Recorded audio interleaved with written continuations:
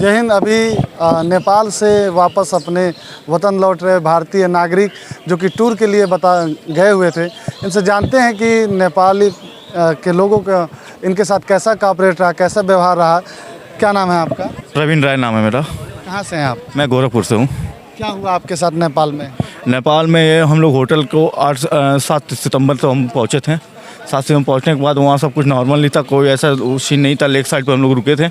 Lake side रुके, उसके बाद कहाँ पे रुके थे आप? लेक साइड पे, पोखरा।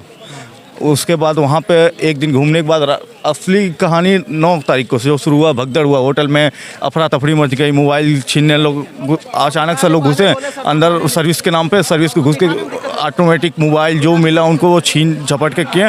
बस ये है, हम लोग को हानि नहीं पहुँचा। उसके बोतल में कुछ था, उठा के फेंकने लगे, पूरा आग लगा दिए। उसके बाद हम लोग 4 लोग थे, 4 लोग कौन कहाँ गया कुछ ये तक नहीं पता है। आप कैसे यहाँ तक कैसे पहुँचे? मैं प्राइवेट गाड़ी बुक किया जो पोखरा से यहाँ तक इंडियन करेंसी में 7,500 रुपये लेके मुझे बुटवल तक छोड़ा, और उसके बाद बुटवल से यहाँ तक 3,500 रुपये में मुझे यहाँ तक छोड़े हैं। तो आपको पोखरा से सोनौली आने तक का 10,000 रुपये? 11,000 रुपये टोटल। 11,000 देना पड़ा। तो आप इतना भावुक क्यों हैं?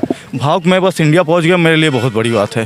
क्या आपको लग रहा है, आप उस समय प्रत्यक्षदर्शी हैं, आपके आंखों के सामने ये सारी हिंसाएं हुई, कैसे देख रहे थे आप उस समय? क्या लग रहा था आपको? भीड़ का हिस्सा था, कौन क्या कर रहा है उन लोगों को खुद नहीं पता है, कौन क्या करने की कोशिश कर रहा है। सब लोग एक दूसरे के ऊपर बस हावी हो रहे हैं, जिसको जो मिल रहा है वो लूटपाट कर रहा है, जो जिसका मिल रहा है चैन से लगा मोबाइल, पर्स, कपड़ा जो मिल रहा है वो सब लूटपाट हो रहा है। भारतीयों का साथ वहाँ पे कैसा व्यवहार रहा? इंडियन के साथ तो नहीं कुछ हुआ है, ये हम कह सकते हैं। मैं इंडियन कह के बोला हूँ तो कहें बाहर निकलो करके निकाल दिए, लेकिन ये है जो सामान था वो सब छीना झपटी कर लिए।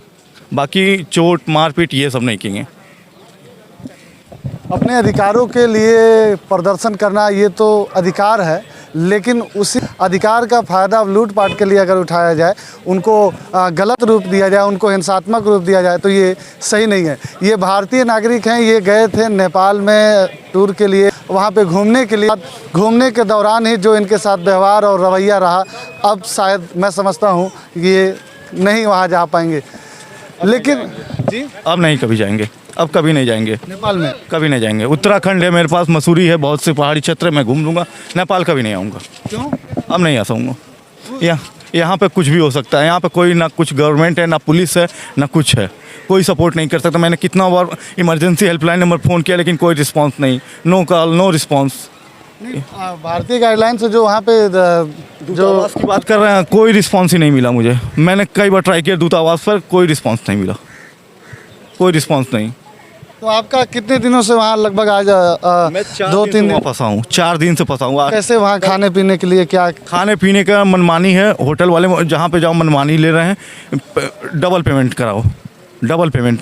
वहाँ से आने तक ये बताइए, जहाँ मैं 2,000-2,500 पहुँचा, वहाँ डायरेक्ट 11,000 रुपये दे के मैं आया हूँ। आप सोचिए कितनी मनमानी चल रही है अब।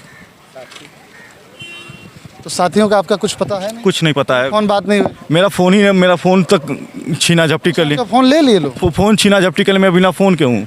ये देखेंगे, ये इनका लीगल आईडी है, ये इनका आधार है। प्रवीण राय जी हैं ये गोरखपुर ज़िले के, ये बता रहे हैं जयंतीपुर गोरखपुर के रहने वाले हैं। इनका फ़ोन तक ले लिया गया, इनके पास कुछ नहीं है। घर वालों से बात हुई आपकी? हाँ, कल बात हुई थी होटल के फ़ोन से। कहें वो बस किसी तरह आ जाओ, सब कुछ छोड़ो, किसी तरह आ जाओ। मैं बुटवल जब रुका, तब मैं होटल पे जब रुका, वहाँ बात हुई। 3 दिन बाद बात हुई थी। तो अभी आप तो अपने देश में हैं, अपने वतन हैं, अभी आपको क्या लग रहा है? मुझे बहुत खुशी, अच्छा लगे। ज़िंदगी रही तो अब कभी दोबारा नेपाल नहीं आना है। ज़िंदगी रही तो अब कभी दोबारा नेपाल नहीं आना है, ये कहना है प्रवीण जी का। ये इनके सामने हिंसा हुई, घटना हुई, आगजनी हुई, तमाम ऐसी चीज़ें हुई जो कि सही नहीं है। आप देखेंगे उन्होंने साफ तौर पे कहा कि अब हमारे पास घूमने के लिए उत्तराखंड है, कश्मीर है, लेकिन अब हमें नेपाल कभी नहीं जाना है। तो इसमें नुकसान नेपालियों का होना ही है।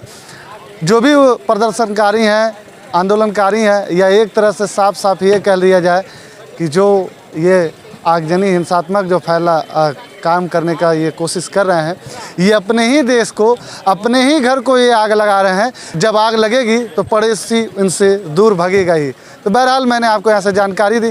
तमाम ऐसे लोग हैं, आप देखेंगे सारा ये लोग आना जाना यहाँ पे बंद है। जिस नेपाल में ये बहरावा जो है ना, ये कभी यहाँ पे इतनी भीड़ रहा करती थी कि समय नहीं मिलता था कि लोग जल्दी से इस पार या उस पार हो जाएं, इतनी भीड़, इतना यहाँ पे ट्रैफिक। लेकिन आज ये पूरा सुनसान पड़ा है।